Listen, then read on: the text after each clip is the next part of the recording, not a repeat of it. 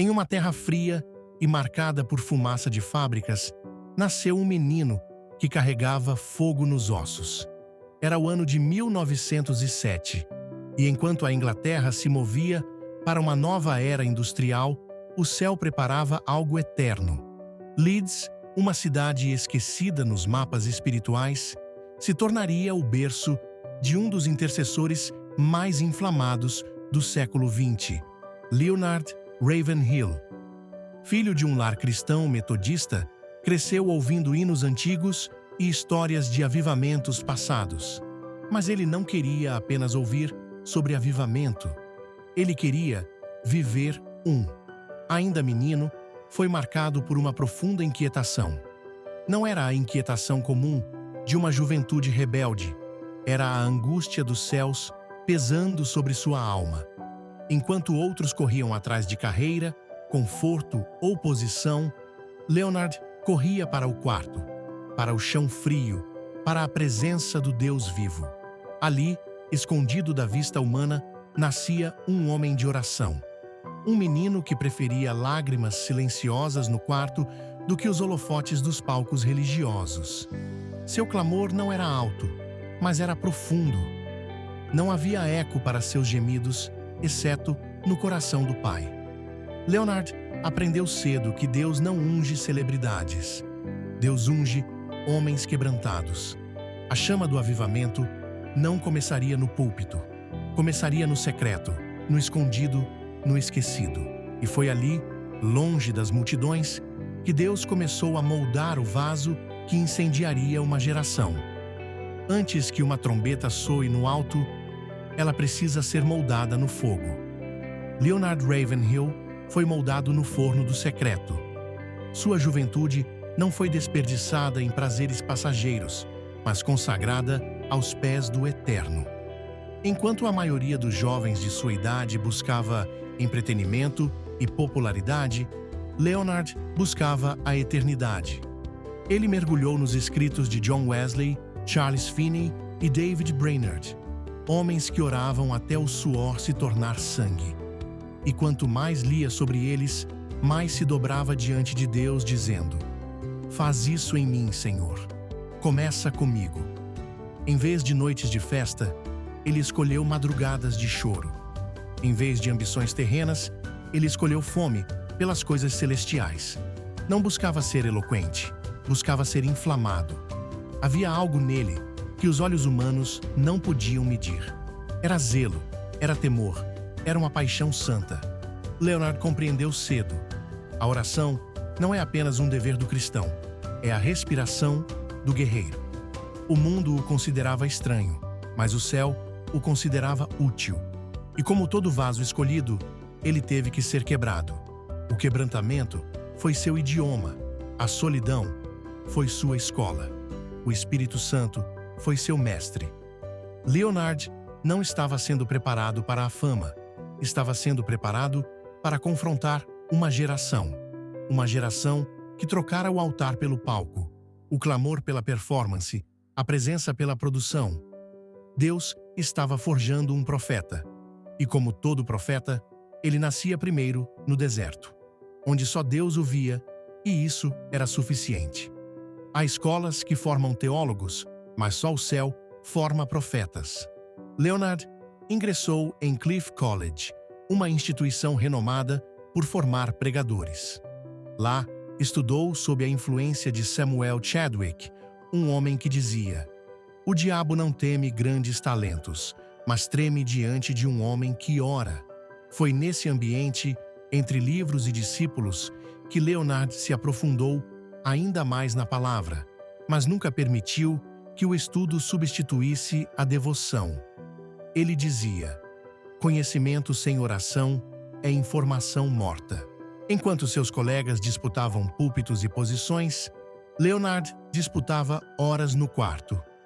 Era conhecido por se ausentar das rodas sociais e ser visto muitas vezes orando no campo, entre árvores e pedras, buscando a face de Deus, chorando pelos perdidos, intercedendo por uma igreja fria. Ali, longe dos olhos humanos, nascia um homem de oração. Um menino que preferia lágrimas silenciosas no quarto do que os holofotes dos palcos religiosos. Seu clamor não era alto, mas era profundo. Não havia eco para seus gemidos, excerto no coração do pai. Em vez de noites de festa, ele escolheu madrugadas de choro. Em vez de ambições terrenas, ele escolheu fome pelas coisas celestiais. Não buscava ser eloquente, buscava ser inflamado. Havia algo nele que os olhos humanos não podiam medir. Era zelo, era temor, era uma paixão santa. Leonard compreendeu cedo. A oração não é apenas um dever do cristão. É a respiração do guerreiro. O mundo o considerava estranho, mas o céu o considerava útil. E como todo vaso escolhido, ele teve que ser quebrado. O quebrantamento foi seu idioma, a solidão foi sua escola, o Espírito Santo foi seu mestre. Ali, longe dos olhos humanos, ele fazia perguntas que poucos se atreviam a fazer. Onde estão os homens que não dormem enquanto almas se perdem? Onde estão os pregadores que choram antes de pregar? Enquanto outros se preparavam para ministérios visíveis, Ravenhill era treinado para algo invisível. Ele não buscava reputação, buscava autoridade. E autoridade espiritual não se ganha com fama, mas com renúncia. Muitos o ignoravam, poucos o compreendiam, mas o céu o via e o inferno também. Quando finalmente Ravenhill subiu ao púlpito, ele já havia descido muitas vezes ao chão da oração. Seu ministério não começou com um microfone na mão, começou com o rosto em terra. Enquanto muitos mediam sucesso ministerial por número de ouvintes, Ravenhill media pelo nível de glória.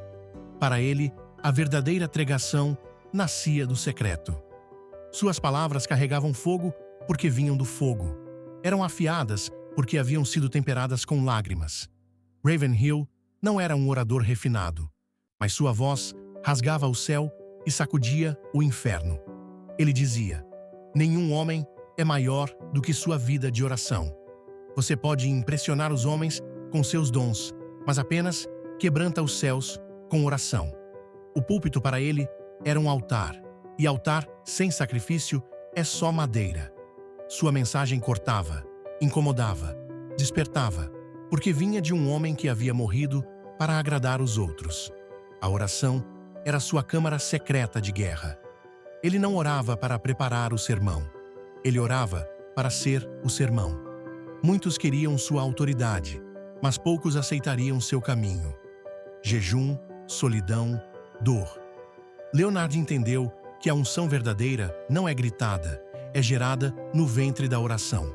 Seu ministério não se tornaria popular, mas se tornaria eterno. Há homens que pregam sobre avivamento, e há homens que clamam por ele até queimar por dentro. Leonard Ravenhill não era apenas um pregador, era um incendiário espiritual. Sua alma sangrava diante da letargia da igreja. Seu coração queimava por um novo Pentecostes, não de barulho, mas de quebrantamento, poder e pureza. Ele não orava por um culto melhor, orava por uma geração que amasse mais a presença do que as programações.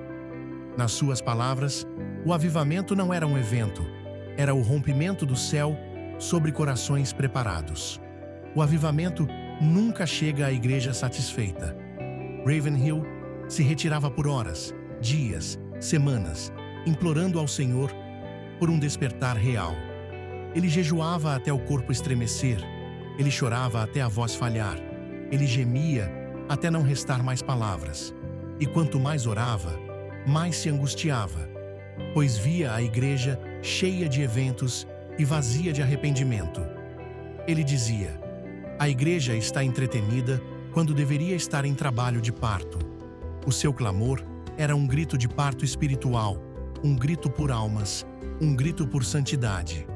Deus não o havia levantado para agradar os líderes religiosos, mas para acordá-los. Sua vida era uma tocha erguida em meio à escuridão e um eco do clamor de Elias. Até quando cocheareis entre dois pensamentos? E sua oração permanecia constante, como incenso diante do trono. Senhor, rasga os céus e desce outra vez. Leonard Ravenhill nunca foi conhecido por multidões aos milhões, mas nos bastidores do céu, seu nome ecoava entre os guerreiros da fé. Ele não buscava popularidade, ele buscava urgência. Urgência pelas almas, urgência pela verdade, urgência pela glória de Deus que havia se retirado de muitos púlpitos. E assim, como um Elias moderno, ele intercedia pela nação, não com discursos diante do parlamento, mas com súplicas diante do trono. Leonard orava por pregadores, orava por jovens desviados, orava por pastores que estavam cansados, caídos, corrompidos, intercedia por igrejas mortas, por ministros feridos, por seminaristas que perderam o fogo. Seu ministério mais profundo não era o da pregação pública, mas da intercessão invisível. Uma irmã contou que, ao visitá-lo, encontrou-o ajoelhado, chorando, dizendo: Senhor, salve essa geração antes que seja tarde demais.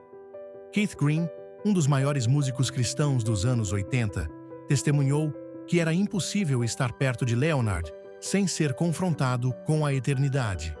Ele dizia: Ravenhill não orava apenas com palavras, ele orava com a vida. A atmosfera em sua casa era de oração contínua.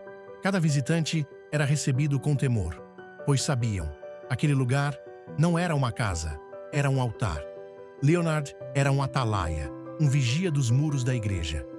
E mesmo sem microfone, sem vídeo, sem palco, ele tocava nações com joelhos dobrados e coração rasgado. Alguns constroem catedrais. Leonard Ravenhill construiu um altar no quarto. Um espaço simples, uma cadeira, uma Bíblia, uma parede marcada por lágrimas.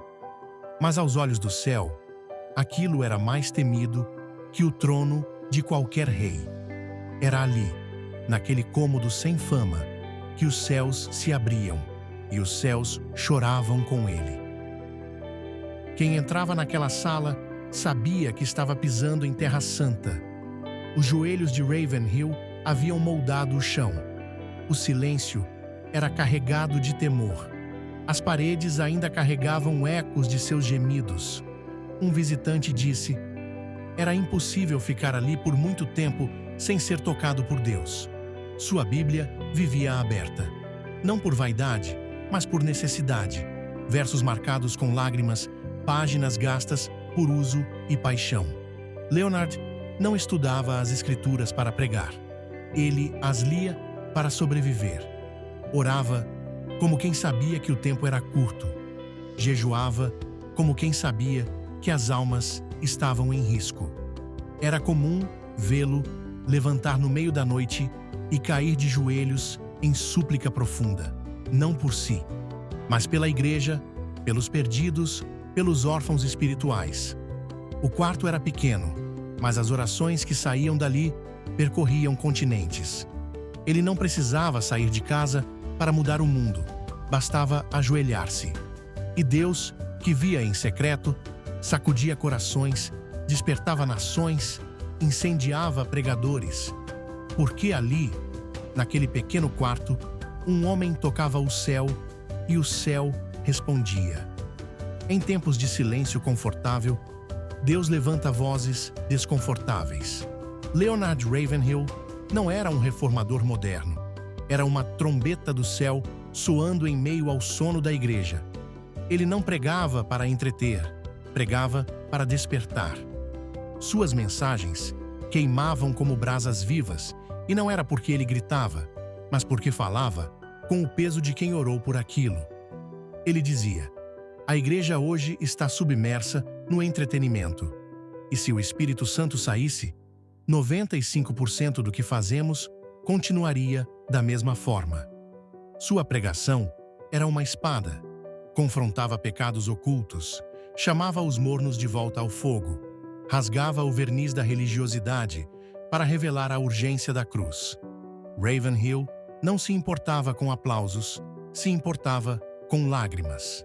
Ele via uma geração vendendo o evangelho como produto, pregando sem autoridade, servindo a Deus sem quebrantamento, e isso o fazia gemer.